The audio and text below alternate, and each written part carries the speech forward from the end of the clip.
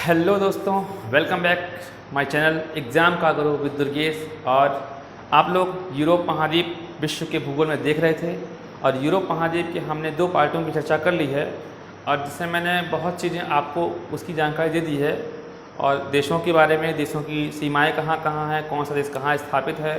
ठीक है, जैसे आपका फ्रांस, स्पेन, पोलैंड, पुर्तगाल, क्रीमिया, रसिया, आपका यूक्रेन। ठीक, तो इन चीज़ों की आपको जानकारी हो गई है और मेरा मानना है कि आपने उन दोनों वीडियो को एक एक बार ज़रूर देखा होगा और अगर आप लोग उसको 1 से 2 बार देखने का प्रयास करते हैं तो उस क्रम में आपको बहुत सारी चीज़ें याद हो जाएंगी। आज हम लोग कुछ महत्वपूर्ण फैक्ट्स के साथ, जो कि फैक्ट्स छूटने नहीं चाहिए, किसी भी एग्ज़ाम के लिए महत्वपूर्ण आपके फैक्ट्स होते हैं। तो फैक्ट्स के साथ, चूँकि मेरे दिमाग में क्या है कि मेरे सामने कोई चीज़ है नहीं है, तो मैं सिर्फ मैप को देखकर जो जो चीज़ें मुझे याद आती हैं वो मैं आपको बताता चलता हूँ। लेकिन चूँकि फैक्ट्स जानना बहुत महत्वपूर्ण होता है, एग्ज़ाम के दृष्टिकोण से फैक्ट्स ही पूछ जाते हैं, तो अब आपको फैक्ट्स याद करने में आसानी होगी चूँकि आपने 2 दिन यूरोप के महाद्वीप को देख लिया है। जैसे ही आपने मैप को देखा तो मैप को देखने के बाद आप हिंट कर सकते हैं कि कौन सी चीज़ कहाँ होगी। ठीक है, तो ये जैसा कि आपका एक बार रिवीजन करते हैं, रिकॉल करते हैं चीज़ों को, ये आपका मोटा मोटा यूरोप का एक मैप का आउटलाइन है यूरोप महाद्वीप का। यूरोप महाद्वीप में मैंने बताया था आपको, यूरोप आपका 7 महाद्वीपों में से 6वें नंबर पर महाद्वीप आता है। ठीक, और सबसे छोटा जो महाद्वीप है वो ऑस्ट्रेलिया है। इसके बाद हम लोग ऑस्ट्रेलिया ही महाद्वीप शुरू करेंगे। ठीक है, तो इसमें क्या है कि आपका जो अफ्रीका महाद्वीप है, अफ्रीका महाद्वीप से जैसे आप ऊपर आते हैं नॉर्थ में, तो आपको यहाँ जिब्राल्टर जलसंधि मिलती है, जिब्राल्टर जलसंधि। और जिब्राल्टर जलसंधि आपका जो है यूरोप को अफ्रीका से अलग कर रही है। और कह सकते हैं यहाँ एक देश था अफ्रीका का, उसका नाम था मोरक्को, और यहाँ इस जगह आपका ये पुर्तगाल है और ये आपका स्पेन था। ठीक, ये आपका पुर्तगाल था, ये आपका स्पेन था। तो स्पेन को जो है मोरक्को अलग कर रहा है, या कह सकते हैं यूरोप को अफ्रीका महाद्वीप अलग कर रही है। देखिए, मैं थोड़ा तेज़ बोलने का प्रयास इसलिए करता हूँ क्योंकि चीज़ें रिकॉल करनी है, और अगर धीमे धीमे बोलेंगे तो टॉपिक लंबा हो जाएगा और काफ़ी लंबा वीडियो हो जाता है। ठीक है, लेकिन फिर भी प्रयास कर रहा हूँ आपको समझाने का। तो ये आपका जिब्राल्टर जलसंधि आपका यूरोप को अफ्रीका से अलग कर रही थी। ठीक है, आप जैसे ही आगे बढ़ेंगे ये पुर्तगाल से होते हुए यहाँ, और इधर आपका जो है आर्कटिक सी था, कौन सा, आर्कटिक महासागर। ठीक है, इधर आपका जो है पश्चिम साइड में आपका अटलांटिक ओशन था, और पूर्वी साइड में मैंने बताया था आपको यूराल पर्वत, काकेशस पर्वत, और ये जो आपकी जो है बाउंड्री बना रहे थे। ठीक है, और मैंने आपको चर्चा किया था कि रशिया और यूरोप और एशिया को मिलाकर उसको यूरेशिया का नाम दिया गया है। और यूरेशिया के ही बीच में जहाँ यूराल पर्वत है, उसके आप नीचे बढ़ेंगे तो आपको टर्की देश मिलेगा, तुर्की। तो टर्की और यूराल के बीच में एक काकेशस पर्वत है जो बांटता है। तो काकेशस पर्वत पर ही यूरोप की सबसे बड़ी, जो सबसे ऊंची चोटी थी, वो माउंट एल्ब्रूस थी आपकी, इसी जगह थी। ठीक है, तो ये आपका आउटलाइन था, और मैंने बताया था इसमें लगभग आपको 50 देश मिलेंगे, और 50 देशों में से ये जो एरिया था, ये वाला एरिया आपका जो है, ये वाला एरिया आपका यूके था। यूके आपको पता, ध्यान आ रहा होगा, ये जो नॉर्थ आयरलैंड था, और ये जो स्कॉटलैंड, वेल्स और जो लंदन थे, और इनको मिलाकर आपका जो है यूके बन रहा था, और स्कॉटलैंड, वेल्स और लंदन मिला के आपका ये ग्रेट ब्रिटेन था। ठीक है, ऐसे ही यहाँ एक देश था, उसका नाम था आपका आइसलैंड। ठीक है, और आइसलैंड की राजधानी रेकजाविक थी, और रेकजाविक को मैंने बताया था कि उत्तरी जो आर्कटिक वृत्त है उसके सबसे नज़दीक राजधानी आपकी रेकजाविक की है। ठीक है, देखिए अब मैंने आज कुछ चीज़ें थोड़ा सा आउटलाइन किया है, क्योंकि देखिए मैंने आपको ये बता दिया था कि जिब्राल्टर जलसंधि से जैसे ही आप आगे बढ़ेंगे तो ये पूरा एरिया आपका जो है भूमध्य सागर है। कौन सा है, मेडिटेरियन सी, भूमध्य सागर। ठीक है, और जैसे ही आप इधर बढ़ेंगे तो आपको एक सी मिलेगा। देखिए, इन सागरों को याद करना इसलिए ज़रूरी है क्योंकि ये एग्ज़ाम में पूछ लिए जाते हैं कि ये सागर कहाँ पड़ते हैं। तो आपको अगर जानकारी होगी तो आप बता सकते हैं कि ये भूमध्य सागर के आसपास का क्षेत्र है, या कह सकते हैं कि यूरोप और अफ्रीका महाद्वीप के बीच में ये जो है सागर पड़ते हैं। ठीक है, तो यहाँ आपका था बेलियारिक सी, यहाँ लिगुरियन सी, ये हम लोग पिछले चैप्टर में पढ़ चुके हैं, मैं रिवीजन करा रहा हूँ केवल आपको। लिगुरियन सी, यहाँ तिरेनियन सी, ठीक है, इधर मेसिना, ठीक है, इधर आपका एड्रियाटिक सी। ठीक है, एड्रियाटिक सी, फिर आप बढ़ेंगे तो आयोनियन सी, और आगे बढ़ेंगे एजियन सी। ठीक है, तो आप देखिए जिब्राल्टर स्टेट से आप आगे बढ़े, आपको मिला बेलियारिक सी। कौन सा, बेलियारिक सी। फिर आप आगे बढ़े तो आपको मिला लिगुरियन। कौन सा? लिगुरियन। फिर आप देखिए ऐसे बढ़िए, ऐसे बढ़े, इधर आप देखेंगे तो इधर आपका तिरेनियन है। कौन सा है? तिरेनियन, ठीक है। फिर आप इधर से आगे बढ़ेंगे तो आपको इधर मिलेगा, आपको ये इधर मिलेगा आयोनियन। कौन सा? आयोनियन। फिर इधर देखेंगे आप तो आपको मिलेगा एड्रियाटिक, ठीक। और इसके आयोनियन के आगे बढ़ेंगे तो आपको मिला एजियन सी। एजियन सी। और एजियन सी के जैसे आप आगे बढ़ते हैं तो यहाँ एक जलसंधि थी। देखिए ये देश है, ये आपका जो है इस्तांबुल है। क्या है? आपने नाम सुना होगा, इस्तांबुल। इस्तांबुल एक देश है। तो इस्तांबुल और ये नीचे टर्की है। टर्की आपका एशिया का पार्ट है। तो यूरोप और एशिया के बीच में आपका ये जो इस्तांबुल को टर्की से अलग कर रहा है, ये आपका वास्पोरस। कौन सा? वास्पोरस। वास्पोरस आपका ये जल संधि थी, ठीक। ये किसको किसको अलग कर रहा है? एक तरफ आपका जो है इस्तांबुल और दूसरी तरफ आपका जो है वो है तुर्की। इसको अलग कर रहा है और जोड़ किसको रहा है? जोड़ रहा है ये एजियन सी को। ये आपका एजियन सी है, ठीक है। जोड़ किसको रहा है? एजियन। एजियन को जोड़ रहा है आपका किससे? सी ऑफ मरमरा। तो मरमरा सी से। मैंने आपको बताया था कि जो जलसंधि होती है, जलसंधि दो जल सागरों को जोड़ती है और दो स्थलखंडों को विभाजित करती है। तो दो स्थलखंड आपके इस्तांबुल और टर्की अलग हो रहे हैं और एजियन यहाँ है और आपका सी ऑफ मरमरा है। ये दोनों आपको जोड़ रहा है। कौन सा? वास्पोरस जलसंधि, ठीक है। तो आप इसको नोट डाउन कीजिएगा और इसको लिखिएगा अच्छे से, ठीक है। और ठीक है, इसके इधर आएंगे, इससे आगे जाएंगे तो यहाँ एक ब्लैक सी है। कौन सा है? ब्लैक सी है। काला सागर है, ठीक है। और काला सागर के आगे बढ़ेंगे तो यहाँ पे क्रीमिया था। मैंने बताया था आपको, क्रीमिया पर रूस ने अधिकार कर लिया था। ये यूक्रेन का पार्ट था, ठीक है। और यहीं आपकी जो है वोल्गा नदी और आपकी डॉन नदी, जो यूरोप की सबसे बड़ी नदी थी, आपकी लंबी नदी वोल्गा, जो कि रशिया के यूराल पर्वत से आ रही थी। आपको ध्यान होगा, पिछला लेक्चर आपने देखा होगा। तो अगर नहीं समझ में आ रहा है तो आप पिछला लेक्चर देख के तब आइएगा इस लेक्चर में। तो वोल्गा जो नदी थी यूराल पर्वत से निकल रही थी, यूरोप की सबसे लंबी नदी है, वो आपका सी ऑफ अजोब से होते हुए ब्लैक सी में गिर रही थी, ठीक है। तो यहाँ जो है ब्लैक सी है और सी ऑफ अजोब जी बोलते हैं, इसको बोलते हैं, मतलब ये कह सकते हैं आप अजोब सागर बोल सकते हैं इसको आप, अजोब सागर, ठीक है। अजोब सागर और आपका जो ब्लैक सी है, इसके बीच में एक जो है एक जलसंधि है, इसका नाम है आपका कर्च जलसंधि। क्या नाम है? ये जो कर्च जलसंधि है, ये आपका अजोब सागर को ब्लैक सी से अलग कर रही है, ठीक है। कर्च जलसंधि आपका अजोब सागर को ब्लैक सी से अलग कर रही है। और स्थल की बात करें, क्योंकि जलसंधि क्या करती है? दो सागरों को जोड़ती है। तो अजोब सागर को ब्लैक सी से जोड़ रही है और अलग किससे कर रही है? अलग आपका जो क्रीमिया है, तो क्रीमिया को जो है आपके रूस से अलग कर रही है, ठीक है। क्रीमिया को रूस से अलग कर रही है और इसको जोड़ रही है। कौन सी जलसंधि?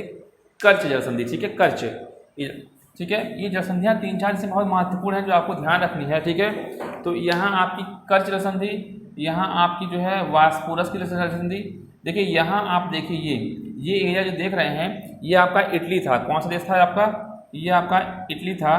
तो इटली जो देश था, तो इटली, और जो यहाँ नीचे आप देख रहे हैं ये एक छोटा सा द्वीप था जिसका नाम था सिसिली। मैंने आप चर्चा किया था। तो इटली और सिसिली जो है उसके बीच में आपकी मेसिना की जलसंधि जो है, मेसिना की जलसंधि आपका इटली के ही द्वीप, क्या नाम है? सिसिली को जो है इटली के मुख्य भूमि से अलग कर रहा है, ठीक। इटली के मुख्य भूमि से अलग कर रहा है और जोड़ किसको रहा है? चूंकि जलसंधि है तो ये जोड़ किसको रहा है? ये आपका जो टेरेनियन सी है, कौन सा?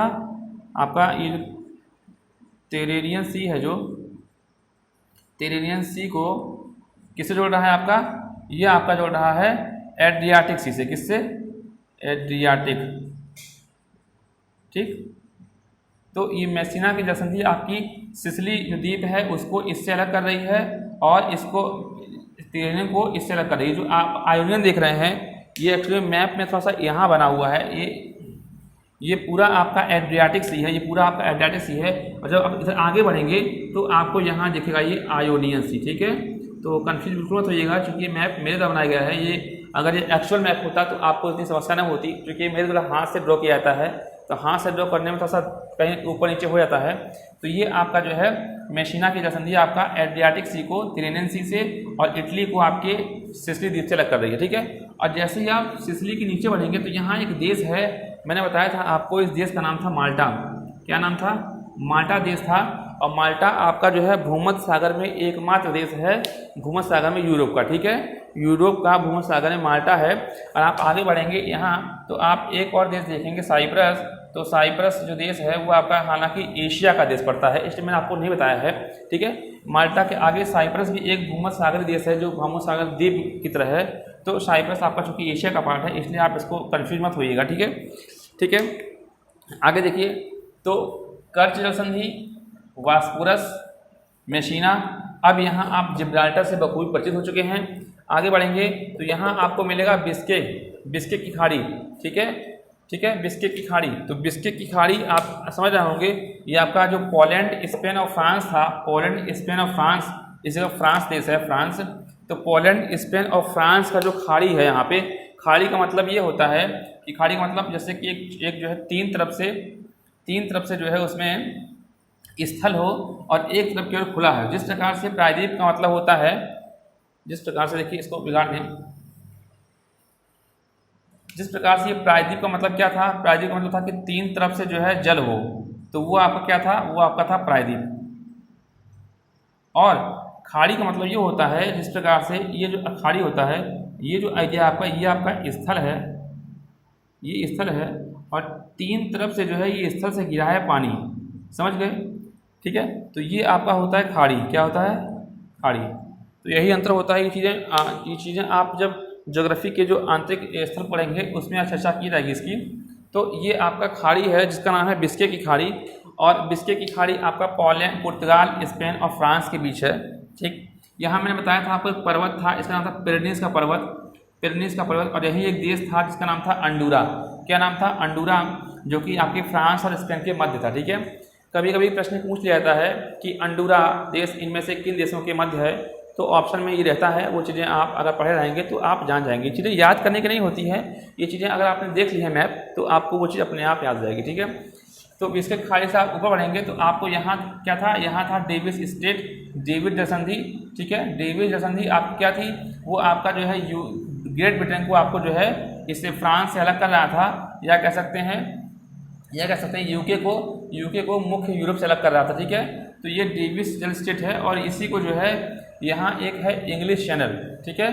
तो ये डेविस स्टेट आपका नॉर्थ सी, ठीक है, उत्तरी सागर, और इधर आपका सेल्टिक सागर कह सकते हैं, ये आपका अटलांटिक सागर। जो डेविस है, डेविस ये आपका अटलांटिक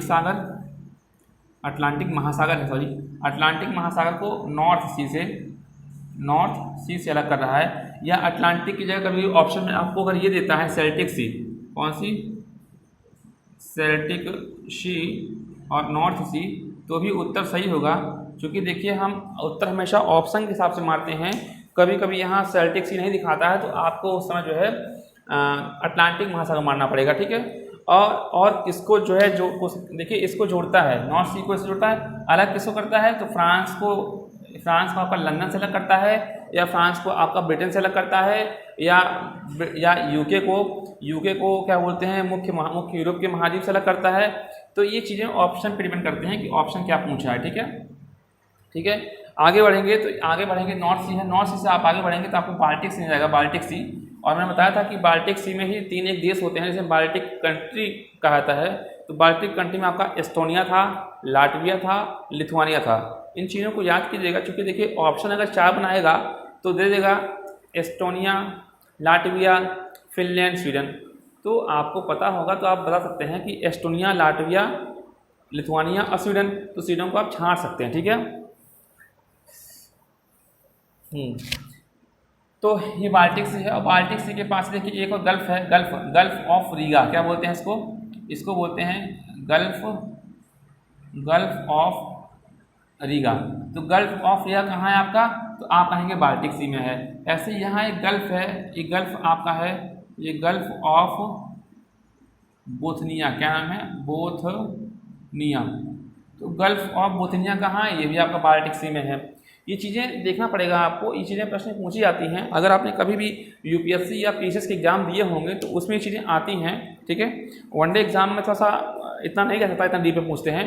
वनडे एग्जाम में तो सिर्फ ये पूछ लेंगे भाई कि माल्टा कहाँ है, ठीक है, जिब्राल्टर जलसंधि किसको अलग करती है, डेविस किसको अलग करती है, वास्कुरस कहाँ है। लेकिन जो डिटेल होता है खासकर gulf of Riga, gulf of Bothnia, ये डेविस, ये चीज़ें यूके क्या है, ग्रेट ब्रिटेन क्या है, जो थोड़ा सा डीप होता है वो आपका पीसीएस, आरओ, एआरओ और इन चीज़ों में पूछा जाता है, ठीक है दोस्तों। तो ये आपका जो है गल्फ ऑफ रीगा और गल्फ ऑफ बोथनिया आपका बाल्टिक सी में है। और यही मैंने बताया था आपको, ये नॉर्वे देश था, ये नॉर्वे था, ये स्वीडन था और ये फिनलैंड था।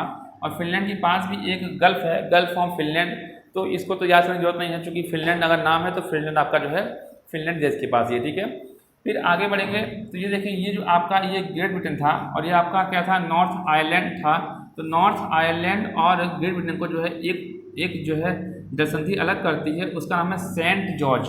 क्या नाम है, सेंट जॉर्ज चैनल कह सकते हैं इसको, ठीक है। तो सेंट जॉर्ज चैनल आपका जो है नॉर्थ आयरलैंड, या आप इसी जगह आयरलैंड भी बोल सकते हैं, ठीक है, वो ऑप्शन पे डिपेंड करता है। नॉर्थ आयरलैंड को आपका जो है स्कॉटलैंड कह सकते हैं, स्कॉटलैंड, या आपका ग्रेट ब्रिटेन कह सकते हैं। और यह आपका जो है ये आपका हाउस एक कहते हैं, ठीक है।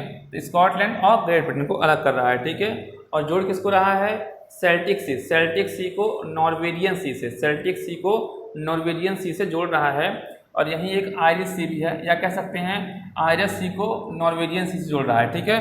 तो ये डिपेंड करता है ऑप्शन क्या है, बस आप अगर मैप देखे रहेंगे तो वो चीज़ें आपको रिकॉल हो जाएंगी, ठीक है। तो ठीक है, इतना आप समझ में आया आपको। फिर नॉर्वेजियन सी के आप बगल में जाएंगे तो आपका आर्टिक सी था, और आर्टिक सी के इधर आएंगे तो आपको ये जो है आपका आर्कटिक सी में एक सी है, उसका नाम है बेरेंट्स। क्या नाम है उसका नाम, उसका नाम है बेरेंट सी, बेरेंट सी। तो बेरेंट सी आपका यहीं आपका एक कोला प्रायद्वीप था, आपको ध्यान होगा। ये आपका कौन सा प्रायद्वीप था, कोला प्रायद्वीप। ये चीज़ें मैं आपको पढ़ा चुका हूँ, जो लोग आज मेरा वीडियो देख रहे हैं शायद उन लोगों को ये चीज़ ना समझ आ रही होंगी, लेकिन जिन लोगों ने इससे पहले के दोनों चैप्टर देख लिए होंगे, दोनों टॉपिक देख लिए होंगे, दोनों वीडियो, उनको बेहतर तरीके से समझ आ रहा होगा, ठीक है। तो यहाँ आपका कोला प्रायद्वीप था, और कोला प्रायद्वीप का आपका कौन सा है, बेरेंट सी है, ठीक है। और यहीं एक वाइट सी है, कौन सा है, वाइट सी है, ठीक है। वाइट सी मतलब सफ़ेद सागर है, ठीक है। तो ये आपका मोटा मोटा जो महत्वपूर्ण चीज़ था इसमें, जो कुछ चीज़ें थोड़ी सी मुझे लगी एक बार रिकॉल करानी चाहिए, तो वो आपका जो है बताया, ठीक है। तो जब आप ये समझ लिए और आपने देश देखे थे, यहाँ आपका पुर्तगाल था, स्पेन था, अंडोरा, फ्रांस, बेल्जियम, ठीक है, नीदरलैंड, ये आपका डेनमार्क था। फिर यहाँ आपका जर्मनी था। फिर आगे बढ़ेंगे तो यहाँ आपका पोलैंड था। पोलैंड के बाद यहाँ पे रशिया का थोड़ा सा पार्ट था। फिर एस्टोनिया, लाटविया, लिथुआनिया था। बगल में यहाँ बेलारूस था, ठीक है, ध्यान आ रहा है ना आपको। तो एस्टोनिया, लाटविया, लिथुआनिया, फिर इधर आपका नॉर्वे, स्वीडन, फिनलैंड था, ठीक है। और इधर बढ़ेंगे तो रशिया था, रशिया की राजधानी यहाँ मॉस्को थी। तो ये चीज़ें, और इधर जैसे आप पढ़ेंगे तो यहाँ आपका इटली था, इटली ना, इटली में वेटिकन सिटी, मैंने बताया था आपको, विश्व का सबसे छोटा देश वेटिकन सिटी, ठीक है। इधर बढ़ेंगे, देखिए यहाँ एक देश है, इटली में ही एक शहर है जिसका नाम है वेनिस। क्या नाम है, वेनिस। तो इटली में ही जो वेनिस देश है, उसको जो वेनिस देश है, वेनिस देश नहीं है, वेनिस शहर है, ये इटली में पड़ता है। ये इटली में एक वेनिस शहर है, क्या है, शहर है। और इसको बुलाया जाता है द क्वीन ऑफ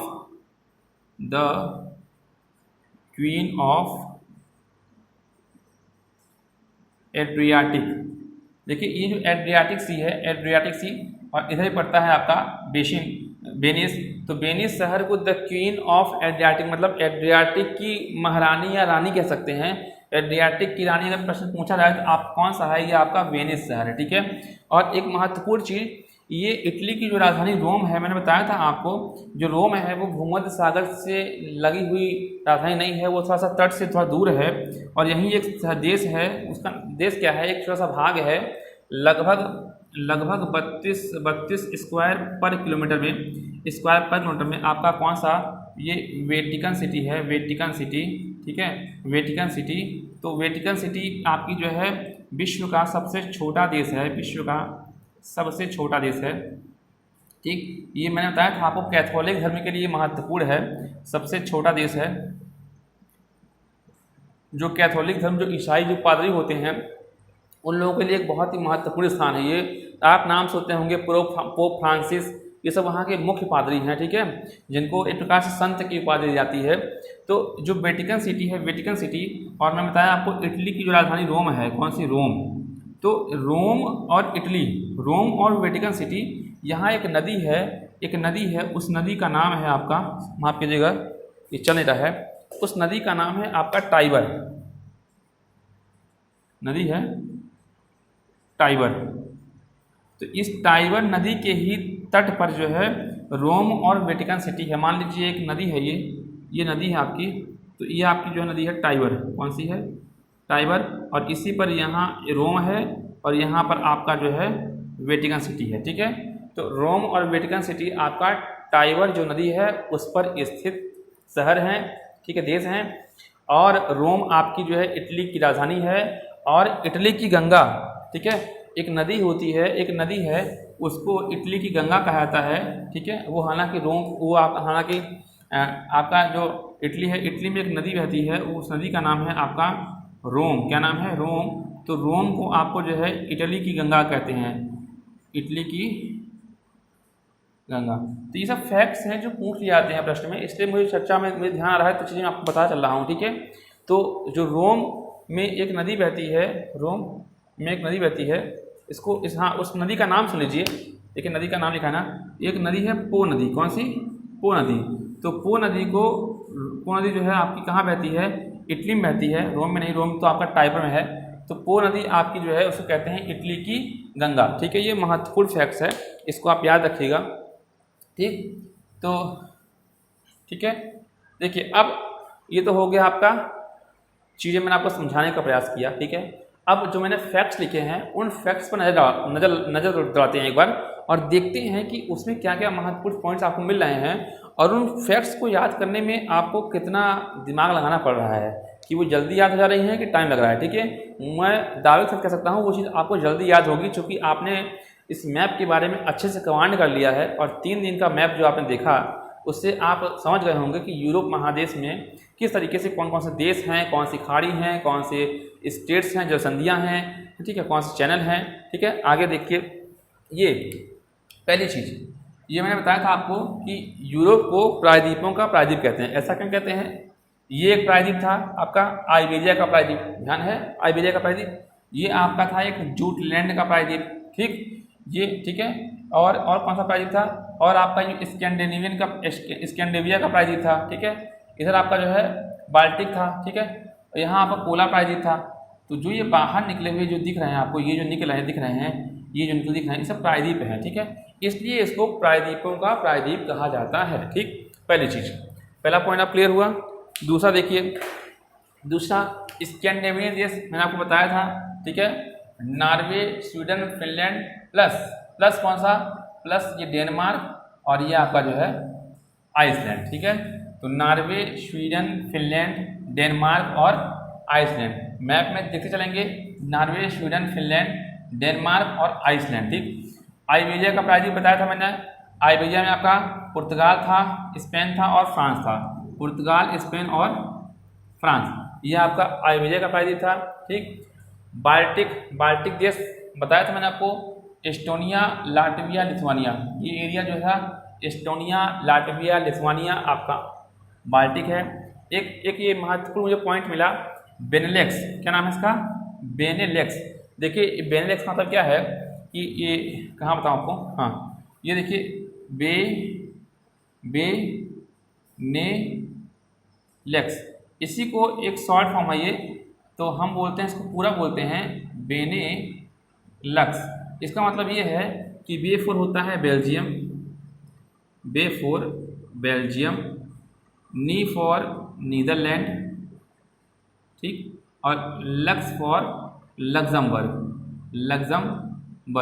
ये जो 3 देश होते हैं, इन 3 देश को मिला के हमने एक समूह का नाम दिया, उसका नाम है बेनेलक्स। और कहाँ है ये? बेल्जियम आपका यहाँ पड़ता है, नीदरलैंड यहाँ पड़ता है और लग्जमबर्ग भी यहाँ पड़ता है। इस तरीके से ये जो है आपका बेनेलक्स, लग्जमबर्ग और नीदरलैंड, ये आपका फ्रांस और जर्मनी के बीच में है, ठीक है ना। और मैंने बताया था आपको नीदरलैंड पर ही एक शहर था रॉटरडम। क्या था?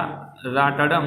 देखिए ध्यान आ गया, बता चुका हूँ। रॉटरडम में आपका जो राइन नदी गिरती है, राइन नदी इसी मुहाने पर गिरती है।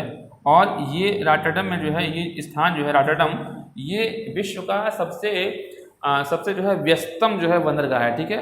सबसे व्यस्तम बंदरगाह अगर पूछा जाए तो आपका ये रॉटरडम ही, ठीक है। रॉटरडम आई थिंक नीदरलैंड की राजधानी भी है, देख लीजिएगा आप लोग, ठीक है। तो बेनेलक्स समझ आ गया आपको। आगे ग्रेट ब्रिटेन बताया था आपको। ग्रेट ब्रिटेन आपका ये जो है ये एरिया स्कॉटलैंड, वेल्स और लंदन आपका ग्रेट ब्रिटेन होता है। और यूके में आप नॉर्थ आयरलैंड को मिला देंगे तीनों को, तो ग्रेट ब्रिटेन के साथ नॉर्थ आयरलैंड आपका यूके, ठीक हो गया। अब देखिए चीज़ें आपको कितनी जल्दी याद हो रही होंगी और आपको लग रहा हो कितनी चीज़ें आसान हैं, ठीक है। इससे पहले के 2 वीडियो अगर देखे होंगे तो ये चीज़ें बहुत आसान लग जाएंगी और ये चीज़ें आपको याद नहीं करनी पड़ी होंगी, वो मैं मेरे बताने के ही दौरान आपको वो चीज़ याद जा रही होगी। और याद के साथ साथ आप लोकेशन पर ट्रेस हो जा रहे हैं, लोकेशन भी साथ साथ बता रहा हूँ आपको, तो वो चीज़ें आपको बहुत आसान लग रही होंगी, ठीक है। फिनलैंड आप तुरंत पहुँच जाएंगे, फिनलैंड यहाँ, ठीक है। फिनलैंड को जो है एक फैक्ट है, फिनलैंड को हजारों झीलों का देश कहता है। हजारों झीलें यहाँ पे हैं, छोटी छोटी बहुत झीलें हैं, इसमें तो नहीं दिखाई देगा, आप मैप देखेंगे ऐसे ऐसे ऐसे ऐसे बहुत सारी झीलें हैं। तो फिनलैंड को आपको जो है हजारों झीलों का देश कहता है। नार्वे तुरंत पहुँच जाएंगे आप। नार्वे ये है, नार्वे को मध्य रात्रि का देश, ऐसा क्यों? देखिए आप इतिहास पढ़ा होगा तो आप सुनते होंगे कि लंदन कह सकते हैं या ग्रेट ब्रिटेन में कभी भी सूर्य नहीं अस्त होता था। ये एक कहावत थी कि ग्रेट ब्रिटेन का जो है देश का सूर्य कभी अस्त नहीं होता, अगर कहीं अस्त हो रहा है तो कहीं उग रहा है, ठीक। चूँकि हमारी पृथ्वी रोटेट कर रही है पश्चिम से पूरब में, तो पहले अगर पूर्वोत्तर में अगर दिन हो रहा है तो आपका गुजरात में 2 घंटे बाद जो है दिन हो रहा था, ठीक है। तो इस तरीके से कहीं दिन, तो उस समय चूँकि ब्रिटेन का जो उपनिवेश था वो पूरे महाद्वीप में फैला हुआ था, अमेरिका से लेके पूरा जापान तक का जो देश था, पूरा एरिया, उन सब पर ग्रेट ब्रिटेन का अधिकार था, ठीक है। तो ग्रेट ब्रिटेन के लिए कहावत थी कि इसका जो है सूर्य कभी नहीं उगता है। और ऐसे ही जो नार्वे है, नार्वे में क्या होता है, जब हमारे यहाँ मध्य रात्रि होती है तो उस समय सूर्य यहाँ दिखाई देता है, ठीक है। इसलिए उसको मध्य रात्रि का जो है सूर्योदय देश कहा गया, ठीक है। सिसिली आप तुरंत पहुँच जाएंगे, सिसिली ये देश है। तो सिसिली जो है, जो कि इटली का पार्ट है, कौन सा? इटली का पार्ट है, ठीक है। यहाँ एक जो है ज्वालामुखी है, सक्रिय ज्वालामुखी, ठीक है, उसका नाम है आपका स्ट्राम्बोली। क्या नाम है? देखिए लिखा है ये, मैं लिख देता हूँ आपको, थोड़ा ये छोटा होगा, स्ट्राम्बोली। स्ट्राम्बोली जो है आपका ये भूमध्य सागर पड़ता है, भूमध्य सागर में, ठीक, भूमध्य सागर में। और ये जो है इटली का एक द्वीप है, वो है सिसिली, और ये सिसिली द्वीप पर पड़ता है। और इसे जो है भूमध्य सागर का प्रकाश स्तंभ कहते हैं। प्रकाश स्तंभ इस मायने में कहते हैं कि जब ज्वालामुखी विस्फोट होता है, आपने नहीं देखा होगा, कभी नेट पे सर्च कीजिएगा, यूट्यूब पे देखिएगा, जो ज्वालामुखी जब उत्पन्न होता है तो उसके माध्यम से लावा और मैग्मा निकलते हैं, जो बहुत ही चमकीले होते हैं और इतने गर्म होते हैं कि पानी में गिर पड़ते ही इतना तेज़ धुआं निकलता है, वो लगता है कि वहाँ कुछ ऐसे उद्योग लगा है या कुछ ऐसी कारखाने, चिमनी टाइप का लगा हुआ है, तो वो हमेशा प्रकाश वहाँ जाता है। इसलिए इस स्ट्राम्बोली को जो है भूमध्य सागर का प्रकाश कहते हैं, भूमध्य सागर में रोशनी देने वाला। ये आपका सिसिली द्वीप पर, जो कि इटली का है, ठीक है, ये आपका ये है, ठीक है। और यहाँ भी देखिए एक जो है द्वीप था सार्डिनिया और एक था कोर्सिका। तो सार्डिनिया जो आपका ये भी इटली का था और कोर्सिका पर जो है फ्रांस का कब्जा था, ठीक है। तो सार्डिनिया और कोर्सिका के बीच में आपका बेनिफेशियो एक संधि थी, ठीक है, बेनिफेशियो, ठीक है। तो सार्डिनिया मतलब कह सकते हैं इटली और फ्रांस, या सार्डिनिया या कोर्सिको, ठीक है। तो ये आपका हो गया, ठीक। आगे बढ़ते हैं, आगे देखिए, ये आपका वेनिस बता ही दिया, एड्रियाटिक की रानी को बता ही दिया, इटली की गंगा, ठीक है। अब देखिए यहाँ से कुछ लाइन गुजरती है जो महत्वपूर्ण है। जैसे हम लोग कहते हैं, कभी कभी आपने सुना होगा कि जो रेड क्लिफ है, रेड क्लिफ किसके बीच जो है एक सीमा रेखा है, तो आप कहते हैं भारत और पाकिस्तान, ठीक है। तो भारत और पाकिस्तान के बीच ऐसे जब हम मैकमोहन कहते हैं, मैकमोहन, तो मैकमोहन आपका जो है किसके साथ, भारत और चीन के साथ, ठीक है। ऐसे एक लाइन है, ये इसका नाम है मैगिनोट। क्या नाम है, मैगिनोट। और मैगिनोट आपका फ्रांस और जर्मनी, ये आपका फ्रांस है और ये आपका जर्मनी था। तो फ्रांस और जर्मनी के बीच में जो सीमा रेखा है इसी को क्या कहा, मैगिनोट, ठीक है। और हिंडनबर्ग जैसे आप जर्मनी के आगे बढ़ेंगे तो ये पड़ा पोलैंड और जर्मनी के बीच में सीमा है, इस सीमा को देखिए, इसको कहा गया फ्रांस और जर्मनी के बीच में इसको कहा गया मैगिनोट। और ये जो पोलैंड और जर्मनी के बीच में है इसको कहा गया हिंडनबर्ग, क्या, हिंडनबर्ग, ठीक है। तो मैगिनोट आपका फ्रांस और जर्मनी को अलग करता है, सीमा रेखा है। अब पोलैंड और जर्मनी को आपका हिंडनबर्ग, ठीक है। फ्रांस और स्पेन के बीच में हमने बताया आपको पेरेनीज पर्वत। अब पेरेनीज पर्वत पर ही आपका अंडोरा एक देश है। बाल्टिक, कील और उत्तरी सागर। देखिए जो कील नहर है, यहाँ एक कील नहर है, कौन सी नहर है, इस जगह एक कील नहर है, कील नहर आपका बाल्टिक जो सागर है, बाल्टिक सागर को नॉर्थ सागर से अलग करता है, ठीक है। कील नहर आपका बाल्टिक सागर को, और ये भी एक प्रकार से यूरोप का व्यस्तम बंदरगाह है, यही बहुत व्यस्त रहता है, ठीक है। तो आपका ये नॉर्थ सी को बाल्टिक सी से आपका कील नहर, ठीक है। कील नहर आपका जूटलैंड प्रायद्वीप जो बताया था डेनमार्क में है, वो डेनमार्क पर ही आपका क्या है, कील नहर, ठीक है। आगे बढ़ते हैं, डोवर जलसंधि। तो डोवर जलसंधि आपका कहाँ था, ये आपका जो है, ये हंसनी जो थी ये आपकी डोवर थी, ठीक है। क्या थी, डोवर जलसंधि थी, बता चुके हैं आपको। जिब्राल्टर आप जान चुके हैं। उत्तरी सागर, देखिए ये जो नॉर्थ सी है, ये जो नॉर्थ सी है, इस एरिया में जो है एक जो है मछली का एक केंद्र बना हुआ है। केंद्र क्या है, एक प्रकार से देखिए मछली के केंद्र कहाँ स्थापित होते हैं, जब गर्म और ठंडी हवा या गर्म और ठंडी जलराशि आपस में एक जगह मिलते हैं, तो वहाँ जो सेंटर होता है वहाँ काफ़ी मात्रा में जो है मछलियाँ आती हैं, क्योंकि वहाँ कुछ प्रकार के घास पाते हैं, तो उन घासों को खाने के लिए मछलियाँ वहाँ आती हैं। तो इसलिए वो एरिया एक प्रकार से मछलियों के उत्पादन केंद्र के रूप में विकसित हो जाते हैं।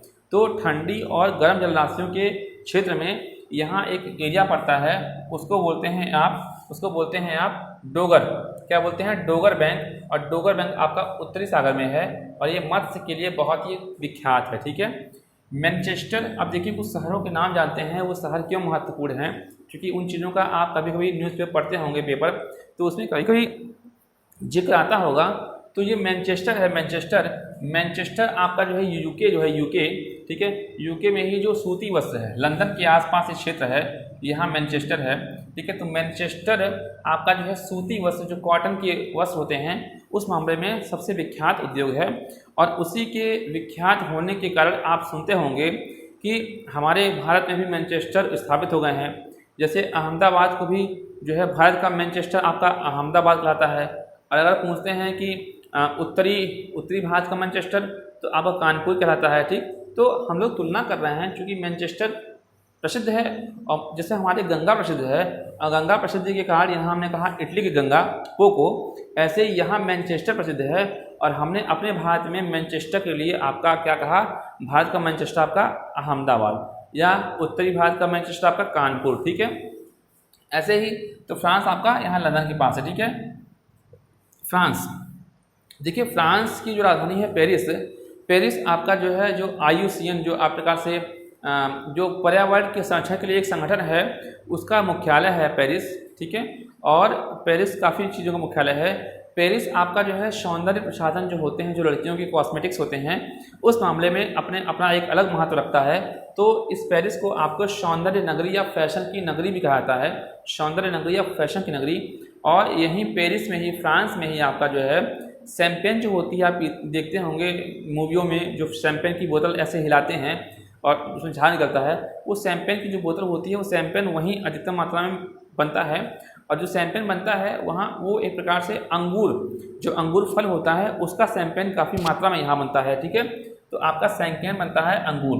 यही एक शहर है लियोन, फ्रांस में एक शहर है लियोन, वो आपका रेशम के लिए महत्वपूर्ण है, ठीक है। जैसे आप पढ़ेंगे जब जापान के बारे में, तो जापान में एक शहर है ओसाका, जो कि सूती वस्त्र के लिए प्रमुख है। ऐसे ही आपका जो लियोन शहर है, ये आपका रेशम उद्योग के लिए। और यहाँ एक क्षेत्र है लॉरेन क्षेत्र। लोरेन क्षेत्र आपका लौह अयस्क जो लौह इस्पात होते हैं उसके लिए प्रमुख है। तो ये क्षेत्र आप जानते रहिए, कभी कभी मिलान करने के लिए आता है कि लोरेन के आगे लिख देगा कोयला, तो आप उसको गलत कर सकते हैं, क्योंकि लोरेन जो है लौह इस्पात की जो है लौह क्षेत्र के लिए है। आगे चलते हैं जर्मनी। जर्मनी में देखिए राइन नदी बहुत महत्वपूर्ण थी, मैंने बताया था जर्मनी में, ठीक है, राइन नदी। तो जो राइन नदी थी आपकी, ये आपकी फ्रांस और जर्मनी की सीमा बनाई थी, ठीक है। राइन नदी आपकी जो है, जो कि नीदरलैंड में गिर रही थी रॉटरडम के पास, तो वो फ्रांस और जर्मनी की सीमा बना के आगे बढ़ रही थी राइन नदी। और यहाँ एक नदी है ऑडर, कौन सी नदी है? ऑडर। तो ऑडर आपकी जो है जर्मनी और पोलैंड की, ठीक है, जर्मनी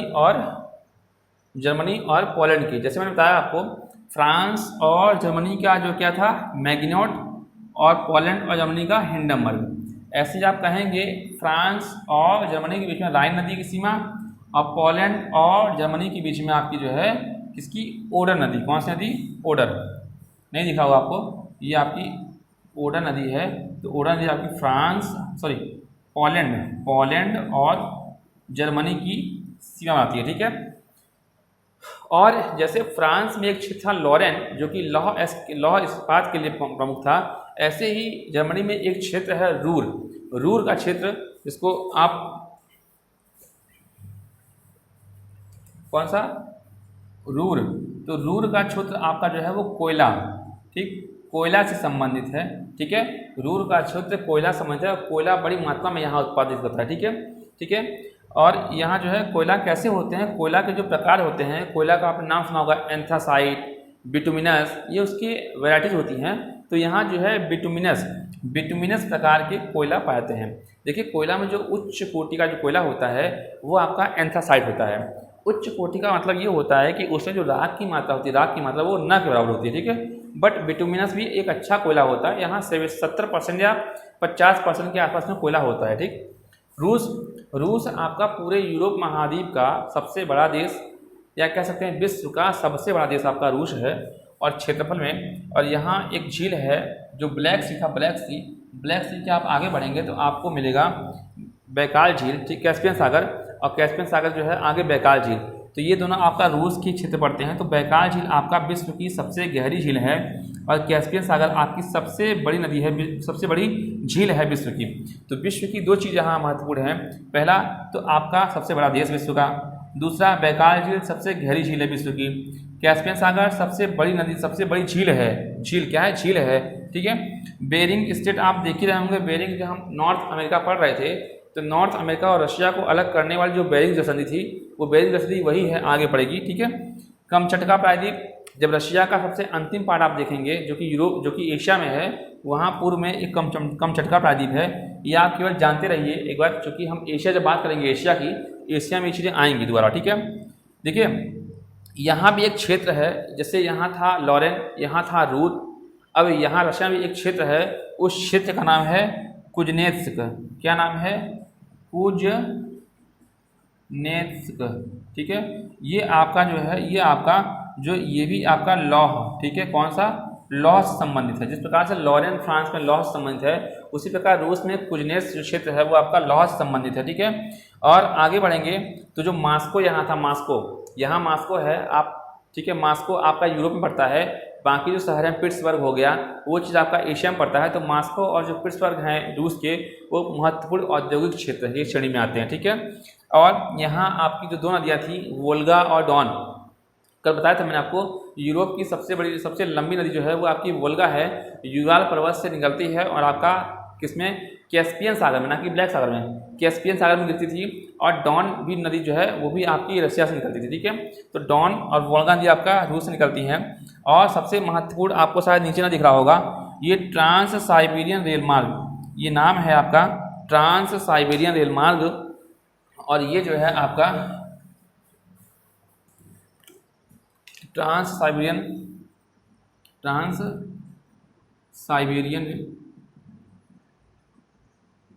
ये रेल मार्ग है, और ये विश्व का सबसे बड़ा रेल मार्ग है, मतलब बहुत लंबी दूरी का है ये रेल मार्ग, ठीक है। इसमें आपका कहाँ शुरू होता है? ये आपका यूरोप में जो मास्को है पश्चिम में, ठीक है, मास्को जो राजधानी है उसकी, मास्को से होते हुए पिट्सबर्ग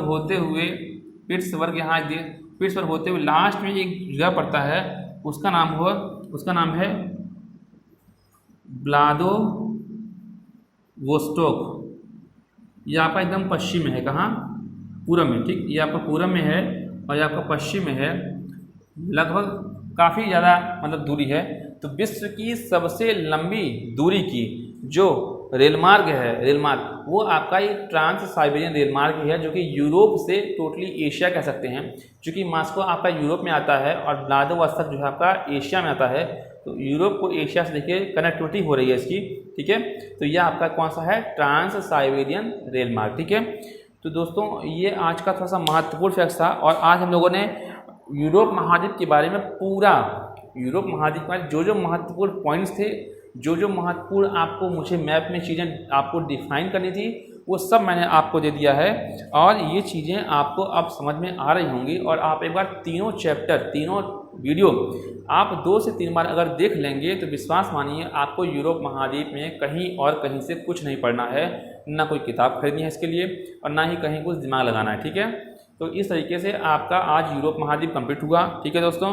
और ठीक है, और प्लीज़ दोस्तों आप इस चैनल को, अगर आपको अच्छा लग रहा हो चीज़ें, वीडियो आपको पसंद आ रही हो चीज़ें, अगर मैं आपके मेहनत करने के लायक दिख रहा हूं, तो आप प्लीज़ इस चैनल को सब्सक्राइब कीजिए और सपोर्ट कीजिए, जिससे मैं और भी आगे चीज़ें बेहतर कर सकूं, ठीक है। क्योंकि आपके ही सहयोग के माध्यम से मैं थोड़ा सा इंस्पायर होता हूं, ठीक है, और आगे आप लोगों के लिए कुछ अच्छा करने का प्रयास करता हूं, ठीक है दोस्तों। तो आज आपका यूरोप महाद्वीप कंप्लीट हुआ और कल हम लोग मिलते हैं किसके? जो सबसे छोटा जो महाद्वीप है उसका नाम है ऑस्ट्रेलिया। क्या नाम है? ऑस्ट्रेलिया का महाद्वीप, जो 7 महाद्वीपों में सबसे छोटा महाद्वीप है। और ऑस्ट्रेलिया महाद्वीप जहाँ तक है 2 लेक्चर में ऑस्ट्रेलिया जो महाद्वीप है आपका, वो आपका कल हम लोग पढ़ के आएंगे। और मैं आपसे दोबारा कहूँगा कि अगर आपने मैप की बुक खरीद ली हो तो एक बार आप इस ऑस्ट्रेलिया महाद्वीप को एक बार देख लीजिएगा, ठीक है। ऑस्ट्रेलिया महाद्वीप देख लेंगे तो मुझे समझाने में आसानी होगी और आपको समझने में सहूलियत होगी, ठीक है। तो ऑस्ट्रेलिया महाद्वीप हम लोग पढ़ लेंगे और जहाँ तक इसकी मैं 2 वीडियो लेके आया हूँ, दो वीडियो लेके आऊँगा। हालांकि ख़त्म ये एक ही वीडियो में हो जाएगा, लेकिन हम लोगों को बहुत आराम से पढ़ना है, बहुत जल्दी नहीं है। तो ऑस्ट्रेलिया महाद्वीप ख़त्म करने के बाद हम लोग लास्ट में आएंगे एशिया महाद्वीप, जो हम लोगों का अंतिम महाद्वीप होगा, ठीक है दोस्तों। तो ठीक है, फिर कल मिलते हैं, नमस्कार।